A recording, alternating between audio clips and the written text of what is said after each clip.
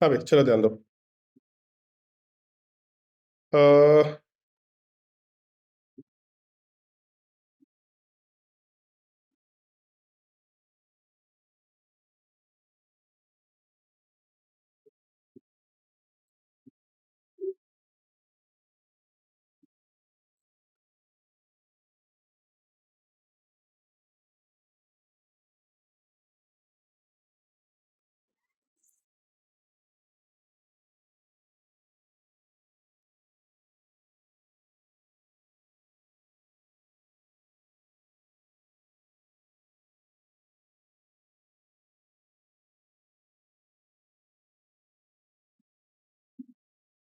पहला atomic number क्या दे रखा था? 86। ठीक है। के- पक्का?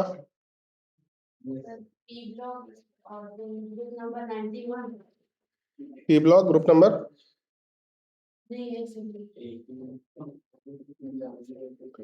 अगर इसका इलेक्ट्रॉनिक कॉन्फ़िगरेशन लिखना शुरू करेंगे तो याद तो रख नहीं सकते हम लोग, ऐसे ही डायग्राम के हिसाब से काम करेंगे। 1s2 2s2 2p, उसके बाद 3s 3p 3d, फिर 4s 4p 4d 4f 5s 5f लिखे क्या? चलो लिख ही लेते हैं। 6s 6p और 7s लिख लेते हैं, यहाँ पे 6d भी कर लेते हैं। वैसे तो इस चीज को थोड़ा सा सीख लेना, हम लोग लिखने के लिए तो ऐसा लिखते हैं कि 1s में 2 इलेक्ट्रॉन है, फिर यहाँ पे 2 इलेक्ट्रॉन, यहाँ पे 6 इलेक्ट्रॉन है। लेकिन इतना मत मेहनत करना, एटॉमिक नंबर बहुत हाई है। सीधा यहाँ पे कितने इलेक्ट्रॉन? 2। यहाँ पे कितना इलेक्ट्रॉन टोटल? 8। फिर यहाँ पे कितना इलेक्ट्रॉन? इतना तो भरेगा ही भरेगा कम से कम। यहाँ पे कितना इलेक्ट्रॉन? 32। टोटल कितना हो गया? कितना?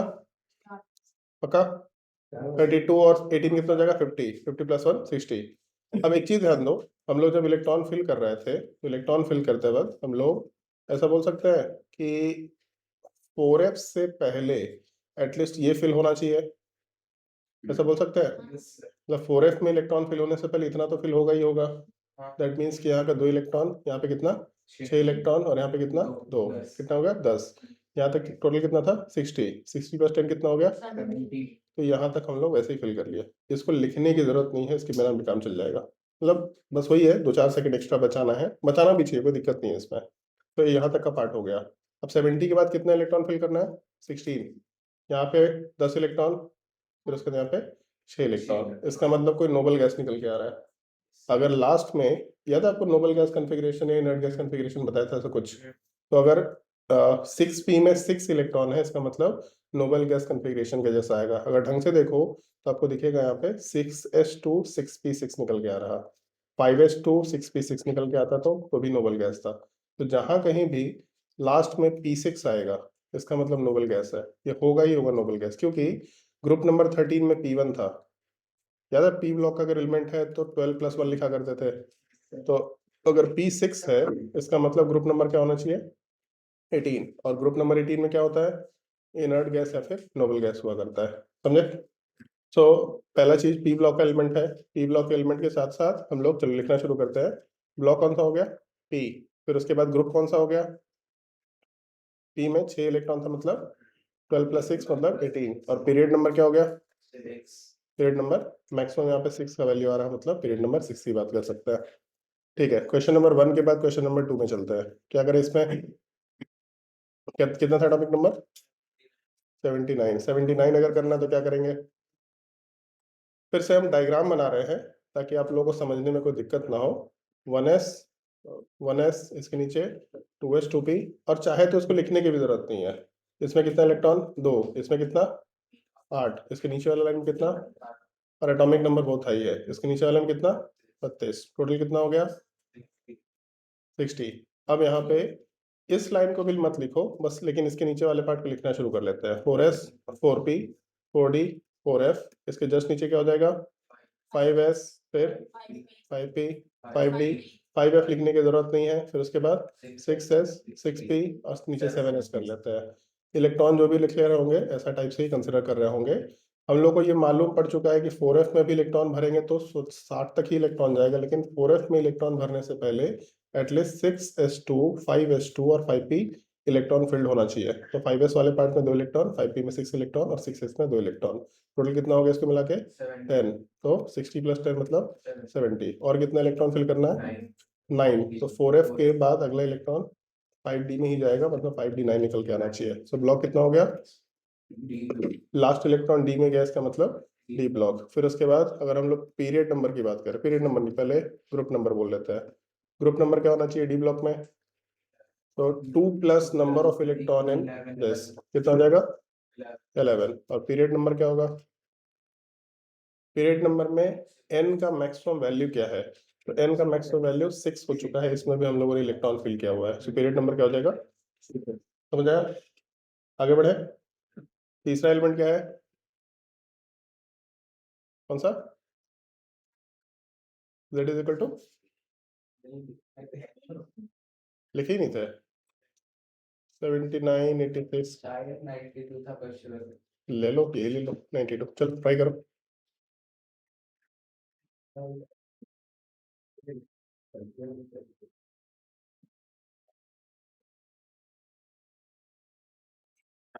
जो बैकग्राउंड है उसमें समंदर बहुत बढ़िया है, बीच पे पानी वानी छत सब लहर भी आ रहा है, देखो मस्त एकदम।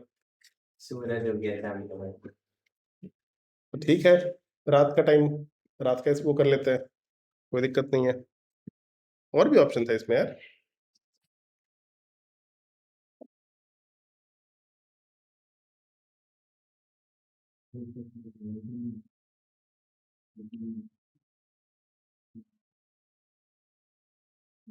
ये सही।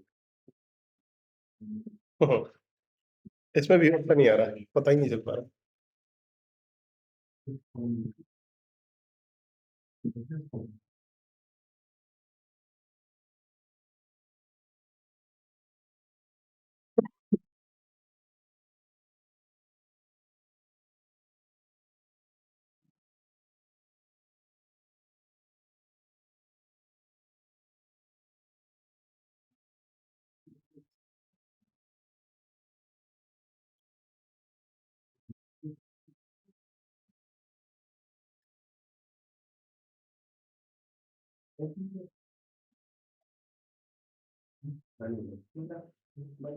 क्या हो रहा है, कौन सा, ए ब्लॉक, ए ब्लॉक है तो ग्रुप नंबर 3। कौन सा ब्लॉक है, एफ ना, और ये 4 इलेक्ट्रॉन्स, इलेक्ट्रॉन ग्रुप नंबर कितना इलेक्ट्रॉन से लास्ट और 4 एफ है वो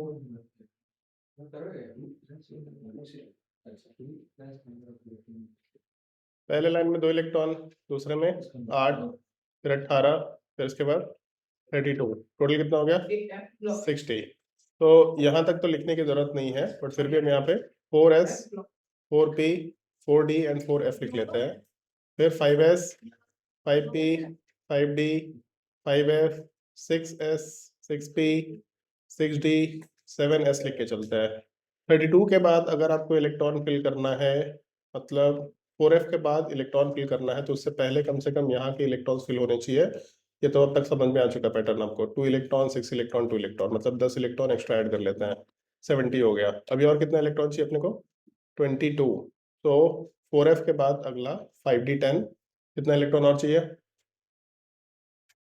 12, मतलब यहाँ तक अगर हम लोग कंसिडर करें तो 70 इलेक्ट्रॉन था, 70 के बाद 22 बाकी था, 22 में से 10 इलेक्ट्रॉन 5d में डाला, 12 इलेक्ट्रॉन, फिर 6 इलेक्ट्रॉन, 6 बाकी रह गया, 2 4 बाकी रह गया। अब अगला नंबर है 5f का, तो इसमें कितने इलेक्ट्रॉन 4, लास्ट इलेक्ट्रॉन 5f में जा रहा, बेसिकली f सब शेल में या f ऑर्बिटल में लास्ट इलेक्ट्रॉन जा रहा। तो एक चीज तो फिक्स हो गया कि ब्लॉक कौन सा हो गया, f ब्लॉक। और अगर ब्लॉक f है तो ग्रुप नंबर बहुत इजी चीज है, ग्रुप नंबर हमेशा क्या रहेगा 3, f ब्लॉक में और कोई ऑप्शन ही नहीं है। पीरियड नंबर क्या लिख सकते हैं हम लोग, तो पीरियड नंबर जो हम लोगों के सबसे हाईएस्ट n का वैल्यू ऑक्यूपाइड हो, तो n इक्वल टू 7, मतलब पीरियड नंबर 7 बोल सकते हैं, समझे। तो दिक्कत सर ऐसे नहीं निकल सकता, आप बताते जैसे कि अगर ये नोबल आई हो आइडियल गैस हो, तो हम लोग उसको पहले लिखेंगे जैसे। अबे आइडियल गैस तो तुम बार बार क्यों, आइडियल गैस तो बता ही नहीं है, हम इनर्ट गैस बताया है। हाँ, इनर्ट गैस है नोबल, दोनों सेम ही चीज है, इनर्ट गैस है नोबल गैस। हाँ, तो बोलो आगे। ऐसे नहीं चलेगा। पिछला वाला क्वेश्चन था 86 का। तुम याद कैसे रखते हो कॉन्फ़िगरेशन को? वो नीचे वाला याद हो गया था, लास्ट वाला ये बड़ा सेट खतरनाक याद हो है। गया था। नहीं ऐसे नहीं याद रख सकते भाई, क्योंकि प्रॉब्लम क्या है, नीचे में एक्सेप्शनल कॉन्फ़िगरेशंस भी आते हैं, तो इसलिए याद रखना थोड़ा मुश्किल है। हम ही याद नहीं रख रहे हैं, क्यों इतना हेडेक करना है तुमको? अभी ना, चलो एक छोटा सा चीज देखो, तुम लोग जिंदगी का सच समझा करो। तुम लोग को समझाते हैं, तुम लोग समझता नहीं है।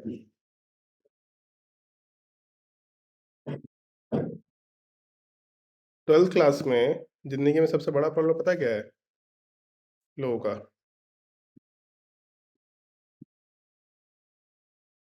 देखो, ये प्रॉब्लम है, what people are looking for में शो ऑल में देखते हैं। देखो क्या है, सबसे पहला problem, how to practice organic chemistry. दूसरा problem, organic synthesis practice problem, mnemonics for organic chemistry. उसके बाद ट्रिक्स फॉर रिएक्शन मेकिंग, भी ऑर्गेनिक केमिस्ट्री है। केमिस्ट्री समथिंग समथिंग समथिंग, हर जगह पे वही चीजें रखा है। फिर उसके बाद सीरीज रीजनिंग प्रैक्टिस, ये अलग चीज है, ये आपका मैथ्स का पार्ट हो गया। ये प्रीलिम टेस्ट हो गया, ये आपका वो जो पीटी नहीं होता है यूपीएससी में, यूपीएससी में प्रीलिम जो होता है उसका है। तो अगर आप ओवरऑल अगर ट्रेंड उठा के देखो ना, तो सबसे ज्यादा किसको सर्च कर ले रहा हूँ? केमिस्ट्री को। तो ऑलरेडी बहुत हेडेक है याद रखने के लिए, काहे नया चीज याद रखना चाह रहा है? आएगा हेडेक इतना सारा याद रखने का, एक्स्ट्रा हेडेक क्यों लेना चाहिए? हम नहीं ले रहे, तुमको काहे लेने का है? बताओ यार, कम हेडेक लो ना, जिंदगी में मजा आएगा। ज्यादा हेडेक लेना तो कोई दिक्कत नहीं है, लेकिन हमको लगता है कम हेडेक लेना चाहिए। ऐसी चीजें करने की कोशिश करो कि 4 साल के बाद भी आपको याद रहे। ये तरीका तो ऐसा है कि हमको जिंदगी भर याद रहेगा, आपको भी इनफैक्ट याद रहेगा कि हाँ ऐसा कुछ कुछ कर लिया करते थे।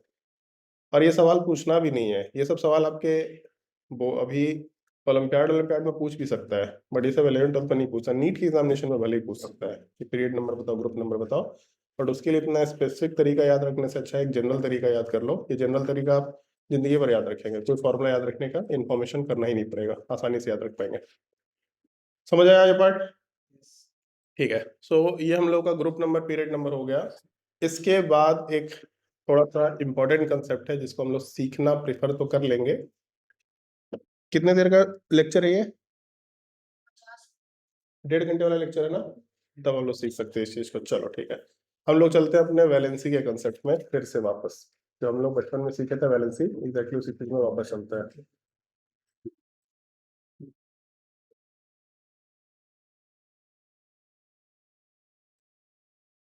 एक बार तो हम लोग वैलेंसी सीख ही चुके हैं, फिर से हम लोग वैलेंसी सीखते हैं। इस बार थोड़े से डिफरेंट अप्रोच के साथ सीखेंगे। हम लोग जब 10th क्लास में टॉपिक पढ़ रहे होते हैं, तो जैसे कोई भी कंपाउंड है, कंपाउंड का फॉर्मेशन क्यों होता है, क्या कैसे होता है, तो कंपाउंड का फॉर्मेशन क्यों होता है ये हम लोगों को मालूम होना चाहिए। सो फॉर्मेशन क्यों होगा, कोई बता सकता है? जिंदगी में एक ही चीज चल रहा है, स्टेबिलिटी बढ़ाने के लिए। सो टू इंक्रीज स्टेबिलिटी, ये सबसे पहला फंडा है। पहला चीज क्यों हुआ। हम लोग मोस्टली साइंस में कैसे की बात करते हैं, फॉर्मेशन कैसे हुआ, क्यों के ऊपर ज्यादा रीजनिंग नहीं जा पाता है।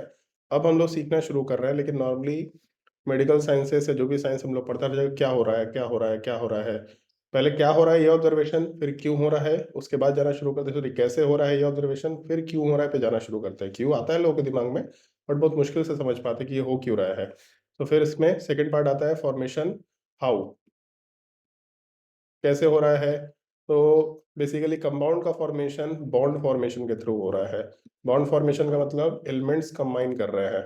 सो बॉन्ड फॉर्मेशन बोलो, या फिर कॉम्बिनेशन ऑफ एलिमेंट भी बोल सकते हैं, एलिमेंट्स के कॉम्बिनेशन से हो रहा है। दो एलिमेंट या दो से ज़्यादा एलिमेंट्स कंबाइन कर रहे हैं तो फिर बॉन्ड फॉर्मेशन बोल सकते हैं उसको। और वो जो बॉन्ड फॉर्मेशन है वही कंपाउंड का फॉर्मेशन कर रहा है। अब उसके अलावा नेचर में क्या दिख रहा है, तो नेचर में अपने को कंपाउंड दिख रहा है, जैसे NaCl है, CH4 है, ये सब चीज़ें नेचर में दिखनी शुरू हो गई। सबसे पार्ट यहाँ पे ये पार्ट आता है बॉन्ड फॉर्मेशन या कॉम्बिनेशन ऑफ एटम या कॉम्बिनेशन ऑफ एलिमेंट, ये क्या है। तो हम लोगों ने वैलेंसी जब हेडिंग पढ़ा था तो वहाँ पे एक टर्म आया था combining capacity of an element, आया था ना। तो कंबाइनिंग कैपेसिटी हम लोग बोल तो देते हैं, लेकिन कंबाइनिंग कैपेसिटी का मतलब क्या है? तो यही चीज़ है, एलिमेंट्स का कॉम्बिनेशन किस रेशियो में चल रहा, that can be considered as combining capacity. बहुत सिंपल लैंग्वेज में अगर बोलो, ये लैंग्वेज आपको बुक्स में नहीं मिलेगा, ये कन्वर्सेशन का लैंग्वेज हो सकता है कि कॉम्बिनेशन किस रेशियो में चल रहा है, that can be called as combining capacity. और वो जो कॉम्बिनेशन हो रहा है, उस कॉम्बिनेशंस को हम लोग बॉन्ड भी बोला करते हैं। दो एलिमेंट्स का कॉम्बिनेशन मतलब दो एलिमेंट्स का बॉन्ड बन चुका। अब सवाल यहाँ पे आता है कि बॉन्ड फॉर्मेशन अगर है, तो बॉन्ड फॉर्मेशन कैसे कैसे हो सकता है, इसकी बात करते हैं। फिर से आ गया, बॉन्ड फॉर्मेशन कैसे हो रहा है या किस टाइप से हो रहा है। तो यहाँ पे अलग अलग टाइप के बॉन्ड्स होते हैं। एक को हम लोग आयनिक कंपाउंड या आयनिक बॉन्ड बोल सकते हैं, ये आयंस के थ्रू होता है। दूसरे को हम लोग नॉर्मली कोवेलेंट बॉन्ड बोला करते हैं, ये भी एक तरीका हो सकता है। मॉलिक्यूल बनने का या बॉन्ड बनने का दूसरा तरीका हो सकता है। इसके अलावा भी कुछ कुछ केसेस हैं। एक को हम लोग मेटेलिक बॉन्ड बोला करते हैं, एक को हम लोग कोऑर्डिनेट बॉन्ड बोला करते हैं। इस तरह के कुछ कुछ नाम होते हैं। आगे की चीज़ों में हम ज़्यादा नहीं जाएंगे, बट आपको याद है जब मोलर मास कैलकुलेट कर रहे थे तो ऐसा भी कुछ कैलकुलेशन किया था, K3 एफिशिएंट 6, ऐसा कुछ किया था कैलकुलेशन क्या? इसको हम लोग कोऑर्डिनेशन कंपाउंड बोलते हैं, जो कि कोऑर्डिनेट बॉन्ड के थ्रू हो सकता है। मान लो NaCl है, तो NaCl वाले पार्ट में बचपन से सुनते आ रहे हैं Na प्लस और दूसरा Cl माइनस है। Na प्लस कटायन है, Cl माइनस भी अनायन है, मतलब दोनों आयन है। अगर आयन के थ्रू ये कॉम्बिनेशन हो रहा तो this will be called as ionic bond. ये हम लोग बचपन से सुनते आ रहे हैं। लेकिन कभी बचपन से CH4 मॉलिक्यूल का ब्रेकिंग सुना है? CH4 मॉलिक्यूल ऐसा एग्जिस्ट करता है, C+H4- या C4+H-, ऐसा सुना है कभी? नहीं सुना है। अगर नहीं सुना है तो इस तरह के एलिमेंट शेयर्ड फॉर्म में बॉन्ड बनाते हैं, इसको हम लोग कोवेलेंट मॉलिक्यूल बोला करते हैं, या कोवेलेंट बॉन्ड के थ्रू इन मॉलिक्यूल्स का फॉर्मेशन होता है, हम लोग ऐसा डिस्कशन कर रहा होता है। सो हम लोग को ये सीखना है कि एलिमेंट अगर आयनिक बॉन्ड बनाता है तो इसका कॉम्बिनेशन कैसे होता है, या कंबाइनिंग कैपेसिटी क्या होता है। और एलिमेंट अगर कोवेलेंट बॉन्ड बनाता है तब उस केस में कॉम्बिनेशन कैसे होता है एंड कंबाइनिंग कैपेसिटी क्या हो सकती है। तो हम लोग सबसे शुरुआत में ये चीज़, बॉन्ड होता क्या है, कितने टाइप के होते हैं, और उसके हिसाब से आगे बढ़ सकते हैं। नोट कर लो इसको, डायग्राम को ऐसे ही।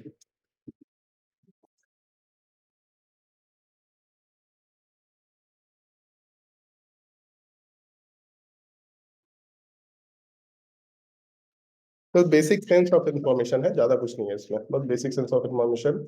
आयनिक बॉन्ड क्या होता है, कोवेलेंट बॉन्ड क्या होता है।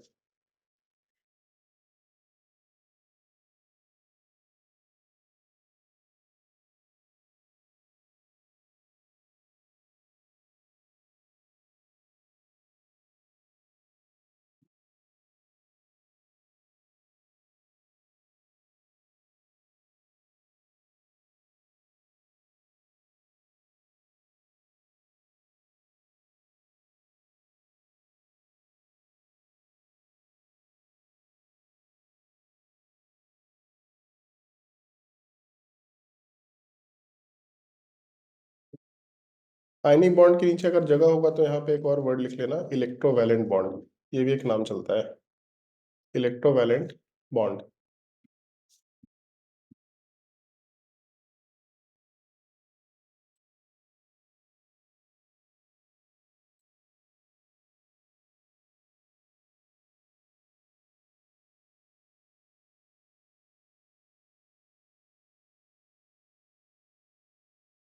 मेटालिक बॉन्ड, और सबसे लास्ट में उधर कोऑर्डिनेट बॉन्ड।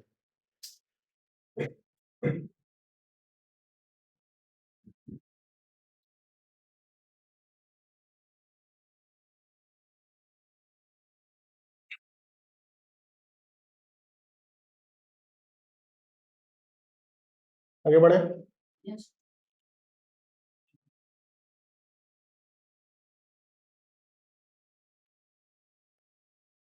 चलो ध्यान दो, हम लोग अभी तक वैलेंसी का ये मतलब सीखे थे कि अगर मान लो ग्रुप नंबर मेंशन किया हुआ है, ग्रुप नंबर, चलो एलिमेंट लिखते चले जाते हैं पहले। एलिमेंट्स का नाम क्या क्या है, उसके हिसाब से ग्रुप नंबर क्या क्या है, उसके हिसाब से वैलेंस इलेक्ट्रॉन कितने होंगे, और उसके हिसाब से वैलेंसी क्या होगा। एलिमेंट मान लो लिथियम दे रखा, ग्रुप नंबर क्या है, ग्रुप नंबर, पीरियड नंबर नहीं। लिथियम कौन से ऐसे वर्टिकल लाइन में आता है? फर्स्ट लाइन में आता है। पीरियड नंबर उसका सेकंड है। वैलेंस इलेक्ट्रॉन कितने होंगे? 1। वैलेंसी कितना होगा? एक इलेक्ट्रॉन हटाना आसान काम है, मतलब 1 होगा। फिर उसके बाद बेरिलियम ग्रुप नंबर 2, कितना वैलेंस इलेक्ट्रॉन? 2। वैलेंसी कितना? 2। फिर उसके बाद बोरोन ग्रुप नंबर सीधा 13 में चला जाता है। कितना वैलेंस इलेक्ट्रॉन? लास्ट वाला जो वंस डिजिट था उसकी बात करते थे, वैलेंस इलेक्ट्रॉन 3। वैलेंसी कितना? सो 3 इलेक्ट्रॉन हटाना ज़्यादा आसान काम है नॉर्मली, 3। इसके बाद carbon group number 14, valence electron 4 और वैलेंसी 4। फिर उसके बाद नाइट्रोजन 15, 5, 3। इसके अलावा ऑक्सीजन 16, 6 और 2। इलेक्ट्रॉन 2 ऐड करना आसान काम था। फिर उसके बाद फ्लोरीन में चले जाते हैं ग्रुप नंबर 17, 7 और 1। बट एक सवाल है, यहाँ पे तो हम लोग ये सीख रहे थे कि लिथियम मेटल है, ये इलेक्ट्रॉन लूज कर रहा है, -1 करते थे। यहाँ भी -2 करते थे। बोरोन तो चलो ठीक है नॉन मेटल है, लेकिन इसके नीचे एल्युमिनियम वगैरह सब -3 कर लिया करते थे। यहाँ पे ऐड करो सब्ट्रैक्ट करो कोई दिक्कत नहीं है। यहाँ पे हम लोग +3 करते थे, यहाँ पे भी हम लोग +2 करते थे और यहाँ पे +1 करते थे। जब आपने इलेक्ट्रॉन हटाया तो इसका मतलब कटायन बना +1 मतलब लिथियम प्लस बन सकता है। इस केस में इलेक्ट्रॉन हटाया तो 2 प्लस मतलब बेरिलियम 2 प्लस बनेगा। अगर मान लो नाइट्रोजन पे चलते हैं तो N3 माइनस बनेगा। ऑक्सीजन पे चलते हैं O2 माइनस बनेगा। फ्लोरीन पे चलते हैं F माइनस बनेगा। तो हम लोग ऐसा सोच सकते हैं जैसे लिथियम है यहाँ पे +1 चार्ज, और जो ऑक्सीजन वाला पार्ट है यहाँ 2 माइनस, यहाँ पे 2 चार्ज। क्रॉस मल्टीप्लीकेशन ऐसा सोच सकते थे हम लोग, जो बचपन में सीखे हुए भी है। बचपन में क्या 9th में शायद, 9th में नहीं ऑल्दो 10th क्लास में दे रखा है ऐसा।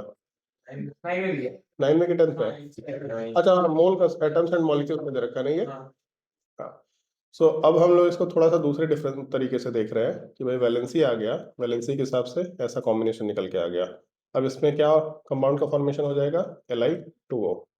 मान लो हम लोग लिथियम लिए और दूसरा मान लेते हैं N3 माइनस लिए, तो लिथियम हमेशा प्लस रहेगा, N3 माइनस, तो इसके नीचे 3 है इसके नीचे 1 है, ऐसा क्रॉस मल्टीप्लाई किए तो क्या स्ट्रक्चर हो जाएगा?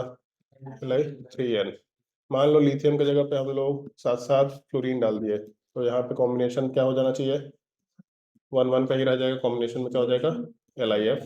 कोई दिक्कत नहीं है। मान लो हम लोग बेरिलियम लेके चलते हैं, बेरिलियम 2 प्लस और नाइट्रोजन 3 माइनस। अब इसका कॉम्बिनेशन करेंगे तो इसके नीचे 2 है इसके नीचे 3 है, क्रॉस मल्टीप्लिकेशन में क्या आएगा? B3N2। यहाँ तो कोई दिक्कत नहीं है, बट एक पैटर्न है। आप एक चीज सोचिए, हम लोग वर्ड यूज कर रहे हैं कंबाइनिंग कैपेसिटी, और कंबाइनिंग कैपेसिटी में कटायन के साथ अनायन कंबाइन कर रहा, कटायन के साथ अनायन कंबाइन कर रहा, कटायन के साथ अनायन कंबाइन कर रहा, कटायन के साथ अनायन कंबाइन कर रहा। और ये लॉजिकल भी है कि कटायन के साथ तो यार हमेशा अनायन ही कंबाइन करेगा। कभी भी प्लस के साथ प्लस कंबाइन करेगा क्या? कभी भी प्लस के साथ प्लस कंबाइन करेगा क्या? प्लस और प्लस के बीच में अट्रैक्शन होता है कि रिपल्शन?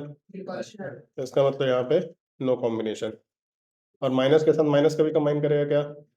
यहाँ पे भी नो कॉम्बिनेशन। हमेशा क्या कॉम्बिनेशन होगा? प्लस के साथ माइनस का इसमें कॉम्बिनेशन होगा। तो एक प्रॉब्लम है, हम लोगों ने बोल दिया कि हम लोगों के कार्बन का, नाइट्रोजन का, ऑक्सीजन का कंबाइनिंग कैपेसिटी +4 है, यहाँ पे +2 है, इस टाइप से बोल तो दिया हम लोगों ने। बट एक प्रॉब्लम ये आ रहा है, मान लो CO2 मॉलिक्यूल है, CO2 में चलो फिर भी एक बार को सोच सकते हैं, यहाँ पे +4 हो गया और दूसरा ऑक्सीजन में 2 माइनस कंसिडर कर लिया, और ऐसा कितना ऑक्सीजन है टोटल? 2। तो टोटल चार्ज कितना हो गया? मतलब कार्बन के ऊपर हम लोग अगर कंसिडर कर रहे हैं चार्ज, 4 इलेक्ट्रॉन लूज करा दिया, ये कितना हो गया? +4। ठीक। इसके बाद हम लोग बोल रहे हैं ऑक्सीजन वाला पार्ट 2 इलेक्ट्रॉन गेन कर लिया, तो यहाँ पे 2 माइनस, बट ऐसा कितने ऑक्सीजन है टोटल? 2। टोटल चार्ज कितना हो गया? तो जितना माइनस चार्ज है उतना ही प्लस चार्ज है, इसलिए CO2 का कॉम्बिनेशन पॉसिबल है। बट अगर मान लो NO की बात करें, या NO2 की बात करें, या N2O की बात करें, इसमें क्या करें? नाइट्रोजन में नेगेटिव चार्ज था -3, ऑक्सीजन में नेगेटिव चार्ज था -2, माइनस माइनस तो कंबाइन ही नहीं कर सकता, ये तो प्रॉब्लम का चीज़ है। सो नॉर्मली हम लोग ये जो कंसेप्ट पढ़ा करते हैं कंबाइनिंग कैपेसिटी वाला पार्ट, ये थोड़ा सा लिमिटेड कंसेप्ट है। लिमिटेड भी कंसेप्ट नहीं है, ये गलत कंसेप्ट भी नहीं है और लिमिटेड भी नहीं है, लेकिन ये जो पूरा वैलेंसी कंसेप्ट है, ये केवल इस तरह के कंपाउंड्स के लिए है जहाँ पे प्लस और माइनस का कॉम्बिनेशन हो रहा है। और प्लस और माइनस से कॉम्बिनेशन हो रहा है, दैट मीन्स कि हम लोग आयनिक कंपाउंड की बात कर रहे हैं। जब भी कभी आयनिक कंपाउंड बन रहा होगा तब उस केस में इस तरह के वैलेंसी का सिस्टम निकालना या इस तरह के वैलेंसी के सिस्टम को फॉलो करना कोई गड़बड़ चीज नहीं है। और इसी चीज को हम लोग वैलेंसी वाले पार्ट में एक कॉम्बिनेशन में या फिर एक नाम से जानना शुरू कर देते हैं, that is called as electrovalency या आयनिक वैलेंसी। है वैलेंसी है, लेकिन वैलेंसी के अंदर एक क्लासिफिकेशन आ जाता है, that is called as electrovalency या फिर आयनिक वैलेंसी। सो हम लोग जो वैलेंसी वर्ड यूज करके चल रहे थे उसमें हम लोग का सबसे पहला टाइप टर्म आ जाएगा। चलो वैलेंसी तो हम लोगों ने पहले ही सीख रखा है, combining capacity of an element. और इसके अंदर अगर हम लोग टाइप्स की बात करें तो टाइप्स वाले पार्ट में जो सबसे पहला टाइप होगा that is called as electrovalency. Electrovalency का मतलब इलेक्ट्रोवैलेंट बॉन्ड बनाने के लिए कितना इलेक्ट्रॉन ऐड करें या कितना इलेक्ट्रॉन रिमूव करें ताकि कटायन आनायन का फॉर्मेशन हो जाए और हम लोग फिर कॉम्बिनेशन करा पाए एलिमेंट्स का। सो इस केस में number of electrons required to be added or removed to get to the nearest octet या nearest नोबल गैस कॉन्फ़िगरेशन। चलो ऑक्टेट ही लिख लेते हैं, get to the nearest octet. जो हम लोग अभी 9th क्लास में डेफिनेशन पढ़े हैं वही चीज़ है ये। बट 9th क्लास में हम लोग वर्ड वैलेंसी के अंदर इलेक्ट्रो वैलेंसी नहीं पढ़ते हैं, बट हम लोग को ध्यान रखना चाहिए वैलेंसी का जो सेंस हम लोग 9th में पढ़ रहे हैं that is called as electrovalency to be precise. है ही सेम चीज, इसमें कुछ डिफरेंस नहीं है। और जैसे ही इलेक्ट्रो वैलेंसी आएगा तो आप आयनिक बॉन्ड का फॉर्मेशन कर सकते हैं। बट इसमें एक प्रॉब्लम है, अगर मान लो ये कंपाउंड है एल आई, चलो एल आई भी नहीं लेते हैं, ये कंपाउंड लेते हैं कैल्शियम कार्बोनेट या बेरिलियम कार्बोनेट। इस केस में क्या करें? तो बेरिलियम तो चलो 2+ है, अगर बेरिलियम 2+ है तो फिर CO3 पे क्या जाना चाहिए? 2-। अब इसमें कौन से एलिमेंट पे क्या चार्ज है? और दूसरा, कार्बन भी नॉन मेटल है, ऑक्सीजन भी नॉन मेटल है। नॉन मेटल और नॉन मेटल दोनों के दोनों निगेटिव चार्ज ही रखना चाहेगा, दोनों के दोनों इलेक्ट्रॉन गेन करना चाहेगा। अब दोनों अगर इलेक्ट्रॉन गेन करना चाहेगा तो ऐसे में प्रॉब्लम आएगा। भाई हम दोनों में मतलब है ना कि दो एलिमेंट कंबाइन कर रहे हैं, एक इलेक्ट्रॉन लूज करना चाह रहा था, एक इलेक्ट्रॉन गेन करना चाह रहा था, तब तो आसानी से हो जाएगा काम कि लिथियम जो था वो इलेक्ट्रॉन लूज करना चाहता था और दूसरा एलिमेंट इलेक्ट्रॉन गेन करना चाहता था ऑक्सीजन, चलो कॉम्बिनेशन हो गया।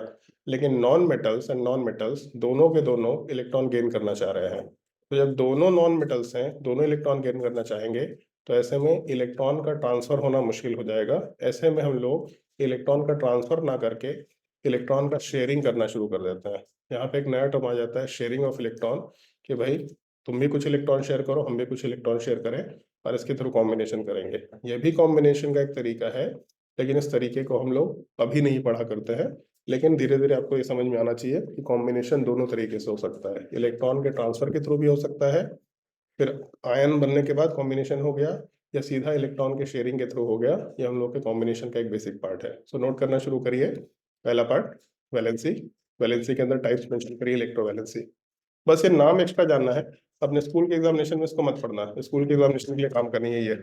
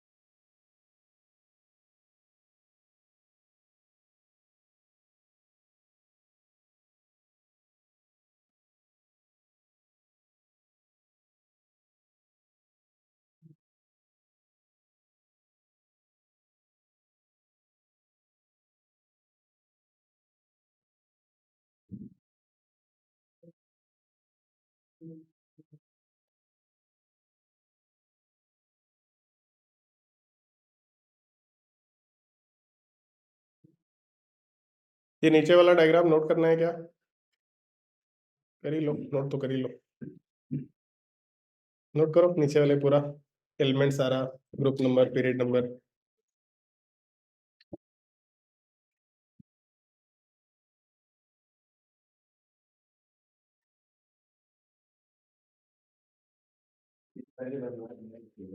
दोबारा छाप ले, ज्यादा अच्छे से याद आएगा। वो तो हम भी अपने जिंदगी में इसको हर बैच में पढ़ाते वक्त लिखे होंगे, हर साल कम से कम 6 से 7 बार लिखते होंगे, तो हम भी लिखना छोड़ दें?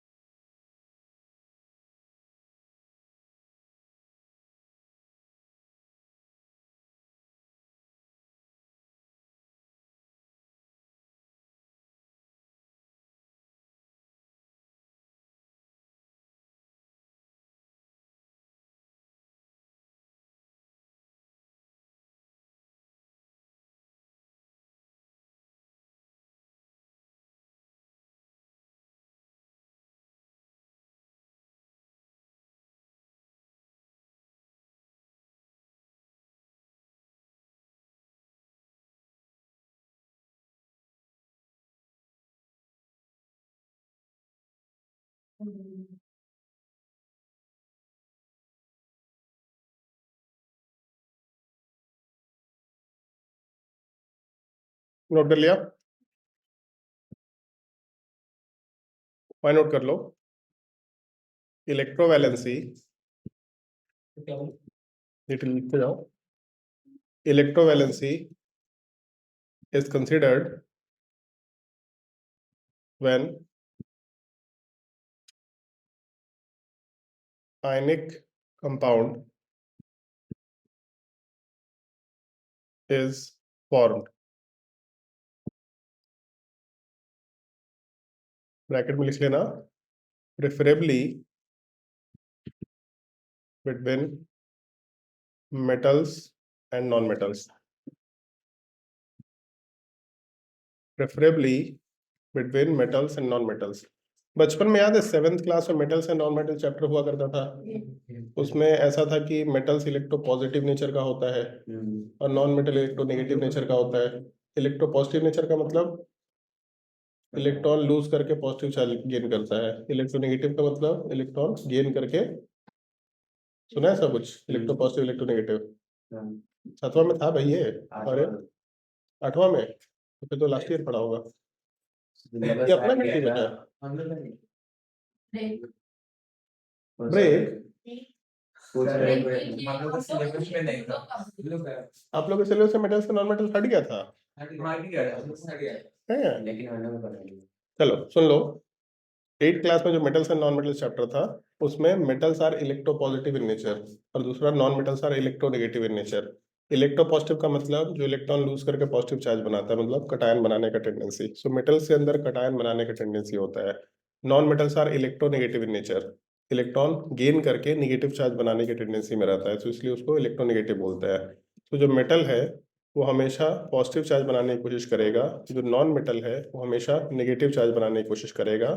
दोनों के कॉम्बिनेशन से जो बॉन्ड बनेगा that will always be a ionic bond, ऐसा नॉर्मली बोला जा सकता है। सो नॉर्मली या प्रेफरेबली आयनिक बॉन्ड का फॉर्मेशन या इलेक्ट्रोवैलेंट बॉन्ड का फॉर्मेशन मेटल नॉन मेटल के बीच में हुआ करता है। उसमें हम लोग ये वैलेंसी यूज करते हैं, इलेक्ट्रॉन कितना गेन करें या कितना रिमूव करें ऑक्टेट पूरा करने के लिए। नोट कर लीजिए, ये जो पॉइंट लिखा है इसको नोट कर लीजिए, और अगर ये नोट कर लिए तो अगले पार्ट पे चलता है।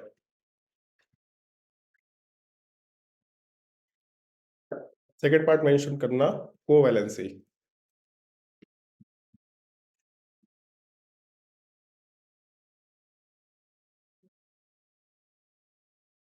Covalency is considered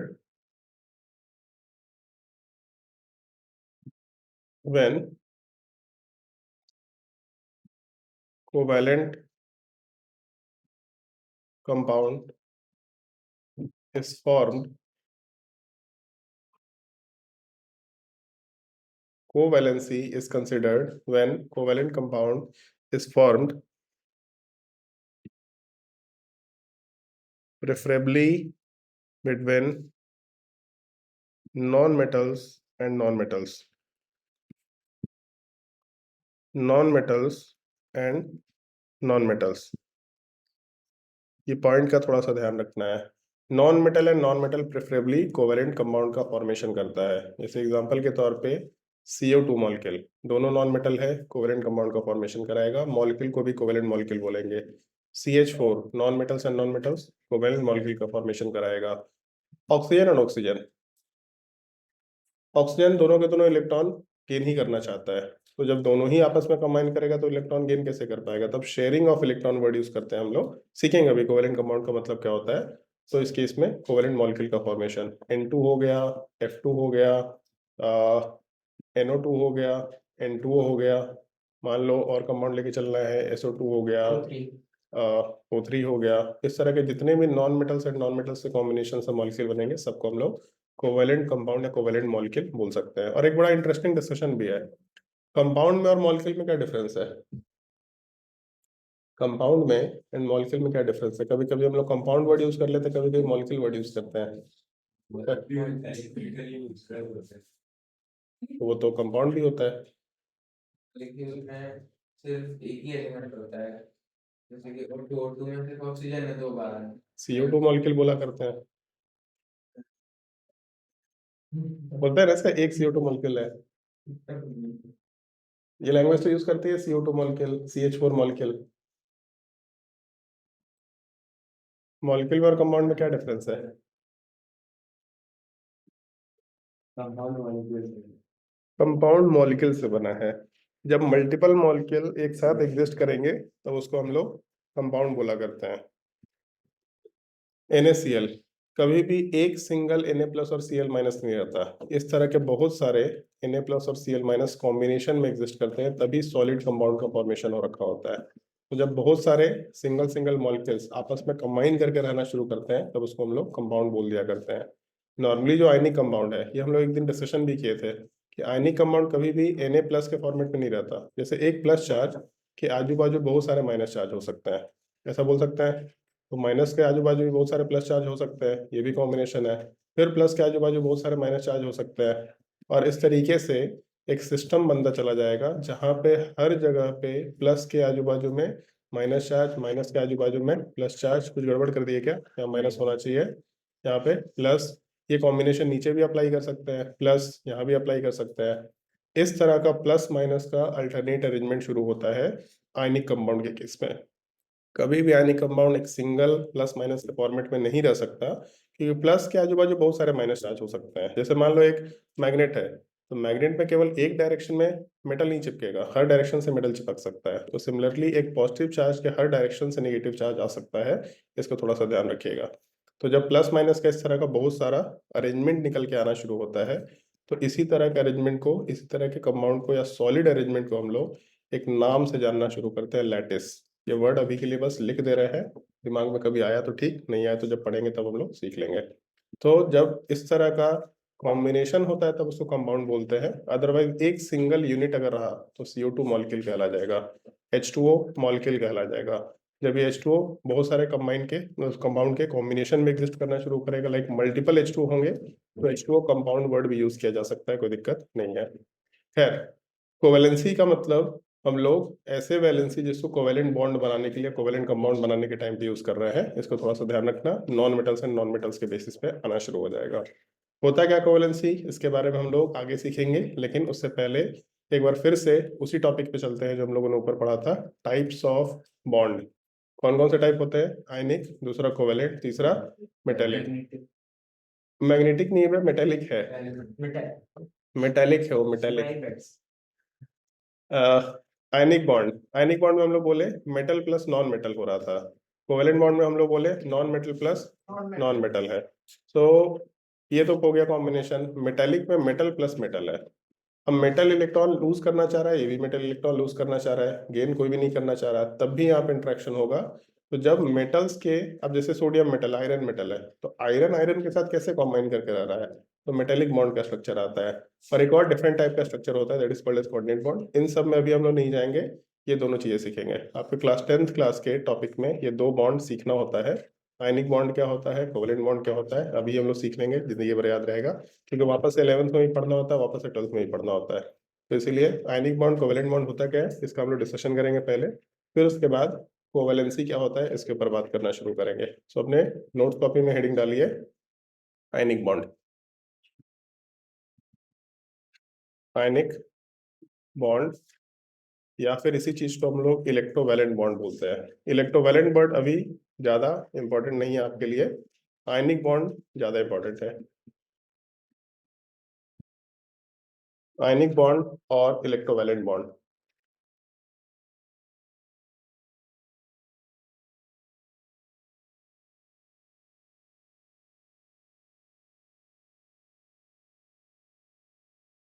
point note करना, formed by the transfer of electron, formed by the transfer of electrons.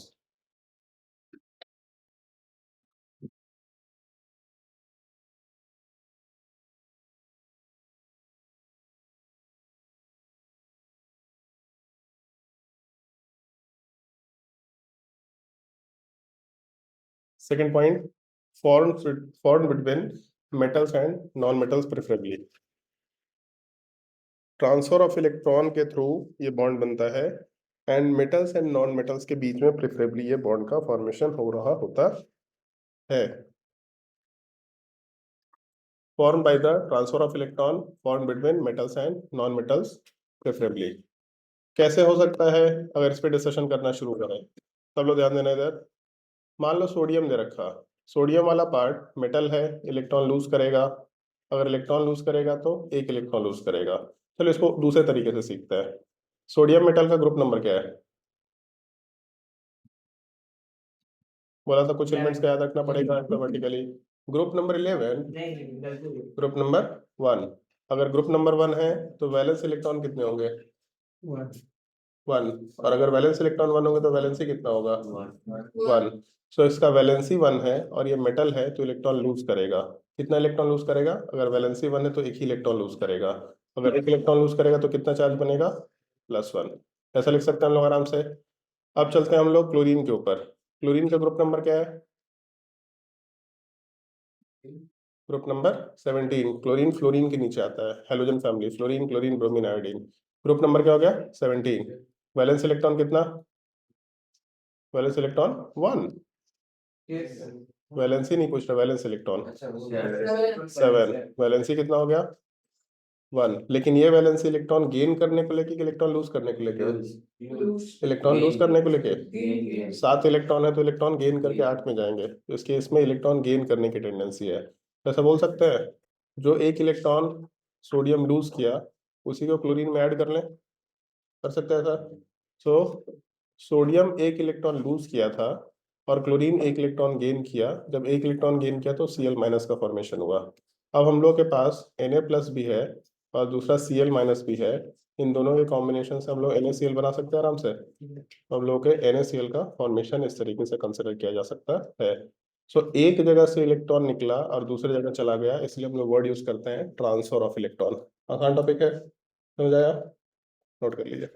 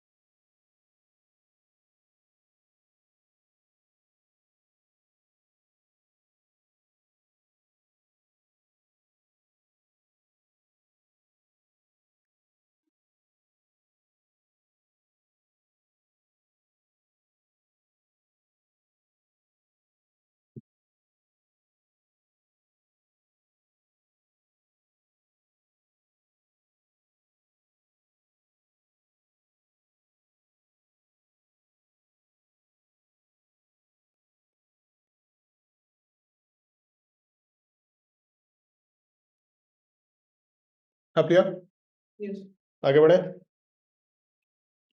Second part mention करना, कोवेलेंट बॉन्ड।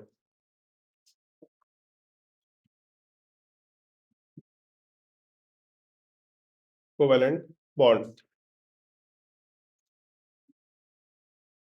पहला point, formed by the sharing of electron.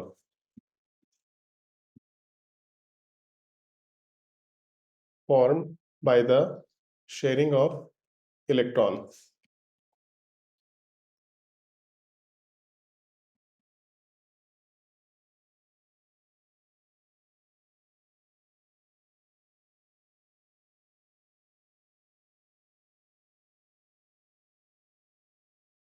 Second point, formed between non-metals and non-metals preferably. पहला चीज sharing of electron से बनता है, दूसरा non metal and non metal के बीच में बनता है प्रेफरेबली। सेकेंड पॉइंट का क्या मतलब है यह भी समझ में, सॉरी फर्स्ट पॉइंट का क्या मतलब है यह भी समझ में आएगा, वो ज्यादा भारी कुछ नहीं होता है इसमें। चलो यहां से शुरू करते हैं। CH4, CH4 में कार्बन एटम है और हाइड्रोजन एटम है। कार्बन एटम का ग्रुप नंबर क्या है? Group number 13, 14।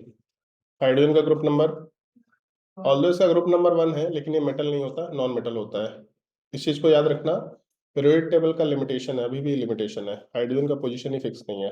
हाइड्रोजन इधर होना चाहिए कि हैलोजन के जैसा होना चाहिए, उसको अभी भी डिसाइड नहीं कर सकते, इसलिए उसको सबसे लेफ्ट में रख दिया गया है। सो ग्रुप नंबर क्या हो गया? 1। वैलेंस इलेक्ट्रॉन कितने हो जाएंगे कार्बन के? 4। हाइड्रोजन में 1, और वैलेंसी कितना हो जाएगा? 4, और यहाँ पे 1। मतलब हाइड्रोजन एक ही इलेक्ट्रॉन शेयर कर सकता है या एक ही बॉन्ड बनाने की कोशिश करेगा, कार्बन को 4 बॉन्ड चाहिए। तो एक चीज सोच के भी देख सकते हैं, कार्बन को 4 बॉन्ड बनाना है, हाइड्रोजन को 1 बॉन्ड बनाना है। इसका मतलब कार्बन 1 होना चाहिए, हाइड्रोजन 4 होना चाहिए, इसलिए CH4 हो गया। एक तो ये पॉसिबिलिटी। दूसरा, ऐसा डायग्राम सोचा जा सकता है, कार्बन के आजू बाजू या सराउंडिंग में या वैलेंस शेल में 4 इलेक्ट्रॉन है, और हाइड्रोजन के पास कितने इलेक्ट्रॉन है? एक ही इलेक्ट्रॉन है। तो हाइड्रोजन के इलेक्ट्रॉन को क्रॉस से रिप्रेजेंट कर देते हैं। चलो एक काम करते हैं, रेड कलर से लिख लेते हैं हाइड्रोजन को। हाइड्रोजन के इलेक्ट्रॉन को क्रॉस से रिप्रेजेंट कर दिया। तो कार्बन एक इलेक्ट्रॉन शेयर किया, हाइड्रोजन भी एक इलेक्ट्रॉन शेयर किया, तो एक बॉन्ड बन गया। वैसे ही दूसरा हाइड्रोजन एक इलेक्ट्रॉन शेयर किया, कार्बन एक इलेक्ट्रॉन शेयर किया, एक बॉन्ड बन गया। वैसे ही तीसरा हाइड्रोजन एक इलेक्ट्रॉन शेयर किया, कार्बन एक इलेक्ट्रॉन शेयर किया, तीसरा बॉन्ड बन गया। वैसे ही चौथा हाइड्रोजन एक इलेक्ट्रॉन शेयर किया, कार्बन भी एक इलेक्ट्रॉन शेयर किया, तो इससे चौथा बॉन्ड बन गया। तो ओवरऑल अगर आप ढंग से सोचो तो ऐसा हम लोग डायग्राम चाहे तो लिख सकते हैं कि कार्बन अपने आजू बाजू के वैलेंस शेल में सर्कुलर वैलेंस शेल बना दिया, एक एक इलेक्ट्रॉन रखा था, और हाइड्रोजन के साथ कॉम्बिनेशन होता चला गया। एक हाइड्रोजन के साथ एक कॉम्बिनेशन हुआ, दूसरा हाइड्रोजन के साथ दूसरा कॉम्बिनेशन हुआ, तीसरा हाइड्रोजन के साथ तीसरा कॉम्बिनेशन हुआ, चौथा हाइड्रोजन के साथ चौथा कॉम्बिनेशन हुआ। ये चाहे तो हम लोग आराम से लिख सकते हैं। आइदर ये कॉम्बिनेशन लिखना है तो लिख लो, या ऐसा भी हम लोग डायग्राम सोच सकते हैं। यहाँ तक एक कॉम्बिनेशन यहाँ हो गया, एक कॉम्बिनेशन यहाँ हो गया, एक कॉम्बिनेशन इधर हो गया, और चौथा कॉम्बिनेशन इधर हो गया। इससे CH4 मॉलिक्यूल का फॉर्मेशन कंसिडर कर सकते हैं। समझ आया? मतलब जितना वैलेंस इलेक्ट्रॉन होगा उतना ही ये हाइड्रोजन कवर कर पाएगा, उतना ही बार हाइड्रोजन रिएक्ट करेगा। उतना बार भी बन सकता है, ज्यादा भी बन सकता है, कम भी बन सकता है, डिपेंड करेगा मॉलिक्यूल के ऊपर। जैसे चलो ठीक है, पहले इसको नोट करो। एक एग्जांपल अभी और अभी तो देंगे, बहुत सारे एग्जांपल देंगे, अपने आप समझ में आएगा, ये डाउट आपको क्लियर हो जाएगा।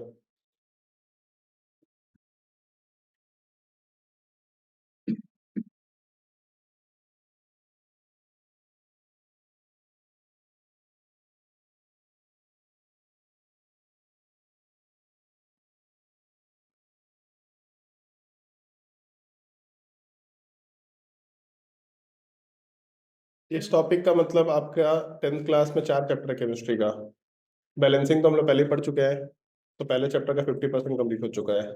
तीसरे चैप्टर का last part 50% last part complete हो गया, चौथे चैप्टर का शुरुआत का 20% पार्ट भी कंप्लीट हो गया, तो 10th क्लास का एक चैप्टर खत्म हो गया। बस इतना ही होता है। 10th क्लास आसान है यार, 9th क्लास ज्यादा भारी होता है, 11th भारी होता है, 12th फिर आसान हो जाता है। 9th भारी है, 10th आसान है, फिर 11th डिफिकल्ट है, फिर 12th वापस से आसान हो जाता है। पर थियोरेटिकल भी होता है।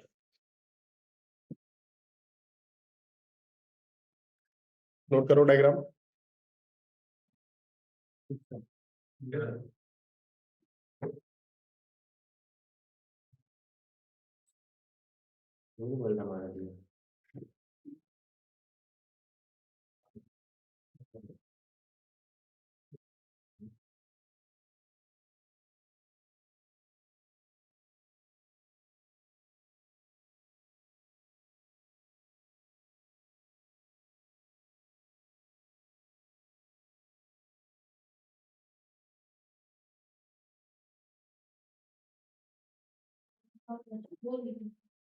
हाँ?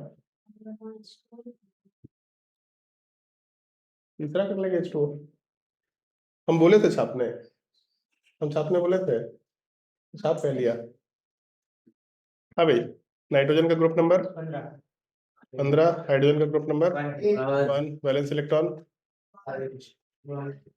वैलेंसी, मतलब नाइट्रोजन कितना बॉन्ड बनाना चाहिए? 3। हाइड्रोजन कितना? तो इसीलिए नाइट्रोजन वाले पार्ट में 3 बॉन्ड बनाने की कैपेसिटी है, हाइड्रोजन में 1 बॉन्ड बनाने की कैपेसिटी है। मॉलिक्यूल का फॉर्मूला NH3 निकल के आ जाता है। खैर, इसको अलग तरीके से सोचते हैं। अब ये बड़ा इंटरेस्टिंग चीज है, नाइट्रोजन के ऊपर हम लोगों के पास टोटल वैलेंस इलेक्ट्रॉन कितना है?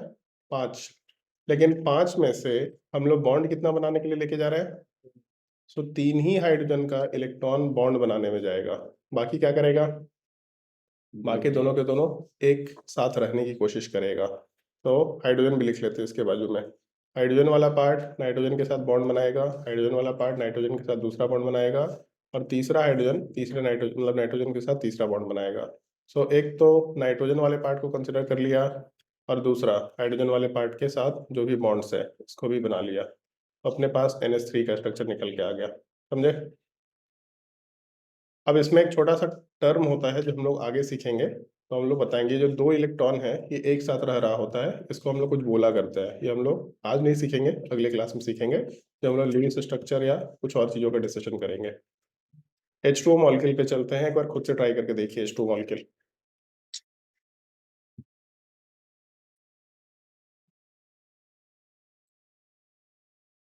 H2O मॉलिक्यूल का फॉर्मेशन कैसे होगा, ट्राई करके देखिए।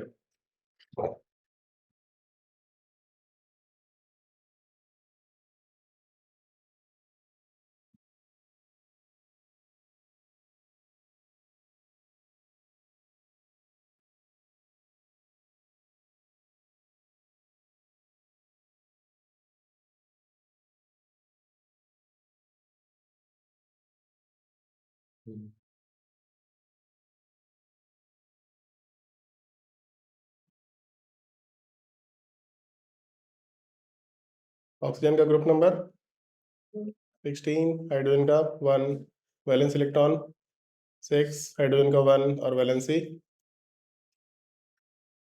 ऑक्सीजन का वैलेंसी ऑक्सीजन का 2 6, 8 में जाना है, मतलब 2 इलेक्ट्रॉन, और हाइड्रोजन का 1।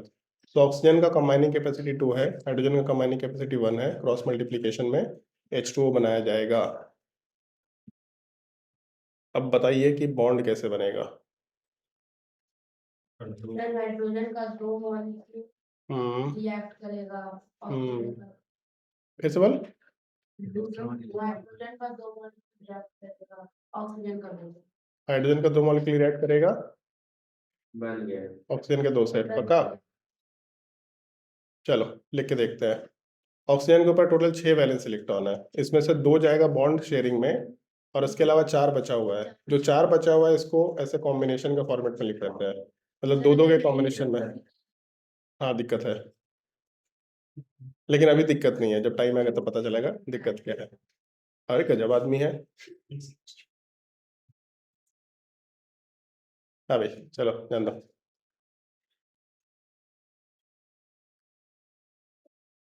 भाई ऊपर नीचे में दो दो क्यों रहा, अगल बगल नहीं रह सकता? क्या? दो दो फॉर्मेशन बना इलेक्ट्रॉन का, तो वो ऊपर नीचे क्यों, अगल बगल रह सकता है ना? रह सकता है, रह सकता है, उसमें कोई दिक्कत नहीं है, उसमें सीखेंगे, इसको सीखेंगे हम लोग आगे। हाइड्रोजन एटम का एक एक इलेक्ट्रॉन है, ये दोनों के दोनों कॉम्बिनेशन में चला गया, ऐसे H2 मॉलिक्यूल बना सकते हैं। समझे? ये जो प्रेजेंटेशन हम लोग यूज कर रहे हैं, सुनते जाओ, ये जो प्रेजेंटेशन है this is called as Lewis structure, या ज़्यादा बेटर इसको हम लोग लुईस डॉट स्ट्रक्चर बोला करते हैं। ये वर्ड थोड़ा ध्यान रखिएगा। सो CH4 का लुईस डॉट स्ट्रक्चर, NH3 का लुईस डॉट स्ट्रक्चर, H2O का लुईस डॉट स्ट्रक्चर ऐसा कंसिडर किया जा सकता है। अभी तो लुईस बोलो, लेविस बोलो, मतलब लेविस भी बोल सकते हैं इसको, लेकिन लुईस ही बोला जाता है, लुईस डॉट स्ट्रक्चर, बट ये स्पेलिंग नहीं होता, LEWIS होता है।